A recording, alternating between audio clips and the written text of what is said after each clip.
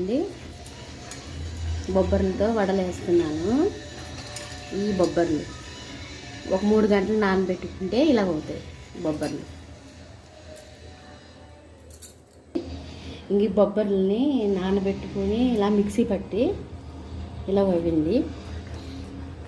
దీంట్లో ఉల్లిపాయ ముక్కలు, పచ్చిమిరపకాయ ముక్కలు వేసి ఉప్పు, కల్లుప్పు కానీ సాల్ట్ కానీ వేసుకుని ఇలా వేడెక్కిందని చూసుకుని వడలు వేసుకోవాలి. వడలు ఎలా వేయాలంటే ఇలా తీసుకుని జాగ్రత్తగా ఆయిల్లో వేసుకోవాలి. నెక్స్ట్ ఇలా ఇదిగోండి బొబ్బర్ల వడలు రెడీ. ఎంత స్మూత్గా ఉన్నా చూసారా?